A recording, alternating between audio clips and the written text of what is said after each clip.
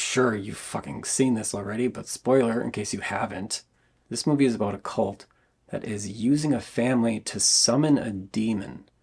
The demon's name is Paimon. There's all these little hidden details in it that foreshadow the events that are going to happen. One of the things that is going on in the movie is that the demon is sort of around throughout the whole movie, as is the cult. This movie has sort of a color-themed code throughout it. The demon, Paimon, is represented by things that are blue, light blue, aqua. The daughter, Charlie, the color that represents her for some reason is orange. The cult is represented by the color red sometimes. And the grandma, who's dead before the movie even starts, she's represented by the color gold. This movie has several info dumps. As a matter of fact, it starts with one. So this movie opens with text telling us that the grandma died. It's mostly information that we're going to get again in like 5 minutes. The rest of the information doesn't mean shit until we get it in another info dump later. So we cut to a shot of a treehouse from inside the mother's workroom. There's a fly on the windowsill, which probably means something, but who the fuck knows, who cares? Ominous music plays, and there's a slow pan past a scary filing cabinet. This is the scariest part of the whole movie. The camera continues to pan across the room. We can see that the room is full of dioramas. The scenes depicted in these dioramas and the order in which we see them in will make sense to you the next time you watch the movie. Right now it's just kind of like, oh, that's neat. There's a slow zoom into a dollhouse, which ends up becoming the house that we're in. So the dad, Steve, wakes up his son, Peter. He asks if Charlie slept in her room last night. Peter, wake up. Do you know if your sister slept in her room last night? And how the fuck is the son supposed to know? You just woke him up. He should be asking you. So we see the mom waiting in the car, and the dad climbs up into the treehouse. He wakes up Charlie, and he tells her to get ready. He's mad at her for sleeping out there because it was cold last night. It was freezing last night. That's how you get pneumonia. She says, it's okay. And he's just like, oh, okay. That's okay. Okay, come on, let's go. He says, your mother is in the car. Get ready. We're late. Pretty sure they would have told the kids, set a fucking alarm tomorrow. It's your grandma's funeral. But no, we'll just wake them up once we're ready to leave. So cut to the mom speaking at the funeral.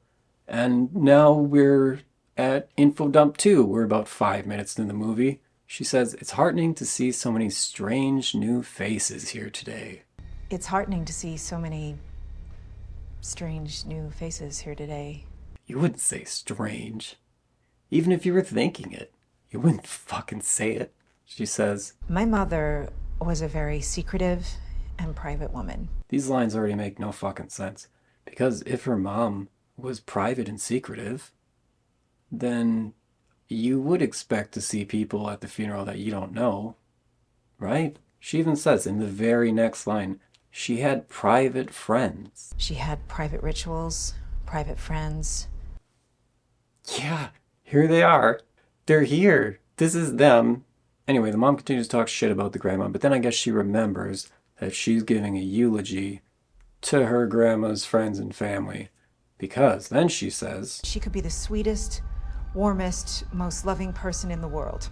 As she's saying this, Charlie is just off on her own, looking at her dead grandmother. She sees her grandma is wearing a gold necklace with a symbol on it. The symbol is the symbol for the demon Paimon. They changed it slightly for the movie, but the symbol means Paimon. It's like Prince. And then Charlie sees some guy smiling at her. Cut back to the mom. She's wearing the same necklace that the dead grandmother's wearing. The Paimon necklace. I don't know why the mom has one. I don't think it really comes up again. But she has one. She continues to be ambivalent about her mother in front of all these people. And Charlie is drawing in a notebook. Charlie clicks her tongue. That was your opinion, and you...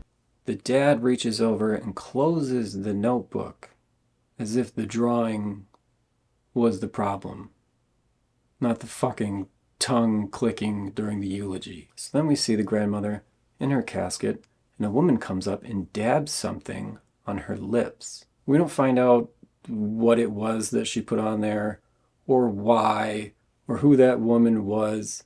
It never comes up again. Then it loses all impact because it cuts to Charlie out-weirding this woman who just touched a dead lady's mouth. Because as Charlie's watching this happen, she takes an already opened chocolate bar out of her pocket and she takes a bite. The dad says to Charlie, "There aren't nuts in that." There aren't nuts in that either. No. And then the mom sees her eating it and says to the dad, "Does that have nuts? Because we don't have the EpiPen." So you get it. Charlie has a nut allergy. This is one of those scenes that leaves me with a whole bunch of questions. One, they don't recognize it as a chocolate bar that they got for her because they're asking her if there's nuts in it. If they got it for her, they would know already, right? They should ask, "Does that have nuts in it?" And then when she says no, they should say, "Where the fuck did you get a candy bar?" Secondly, they think she's smart enough to know whether or not it has nuts in it and that they can trust her answer. But they're also considering the possibility that she might be dumb enough to fucking eat it anyway. So back at the house, the family gets home. The dad tells the kids to take their shoes off. This is going to come up later. The mom asks the dad if she should be sadder. He says, "You're fine." Should I be sadder? You should be whatever you are. So he checks on her later while she's working on her miniatures, her dioramas, and he asks her about her art show that's coming up. The dad says, "What's the deadline now? 7 months?" She says 6.5. And he goes, "Ooh, coming up." So what's our deadline now? 7 months? 6.5. Ooh, coming up. It's not that much sooner. So then dad goes and checks on the son, who's plucking guitar strings, and we see a big keyboard in his room. So I guess he's into music, but it never comes up again. The mom checks on the daughter before bed, and the daughter has a drawing of grandma in the casket. The mom says, You know you were her favorite, right? Even when you were a little baby, she wouldn't let me feed you because she needed to feed you. Charlie says she wanted me to be a boy. You having a baby brother or baby sister? Then the mom sees the word satiny written on the wall. She doesn't say anything about it. She doesn't ask about it. She just sees it. Now, she's a character in the movie, and she doesn't give a shit. So why the fuck should I care about it? Now, satiny. If you think there's some big, deep meaning to this, it's not. There isn't. Satiny is a made-up bullshit word, but the point of it in the movie is to tip us off that there's some sort of ritual taking place in this household. Like, it's begun. The mom goes to turn off the light in her workroom. She pauses, and then she walks over to a box labeled Mom's Things. She pulls out a photo book titled Memories. So she looks at like 2 pages of her dead mother's memories, and then she's done. She doesn't give a fuck.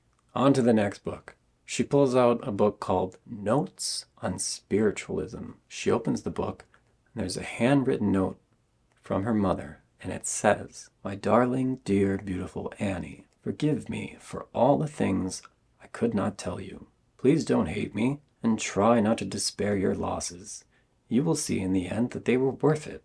Our sacrifice will pale next to the rewards. Love, Mommy." So the mom shakes her head as if the note says something shitty, and then she just puts the book away real fast without ever paging through it any more than that. So even though this book held her attention longer than the book of her dead mother's memories, she's just done with it now. Fuck that book.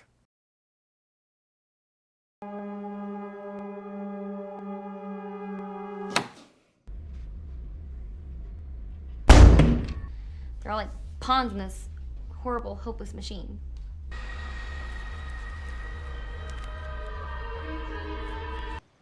What does that mean?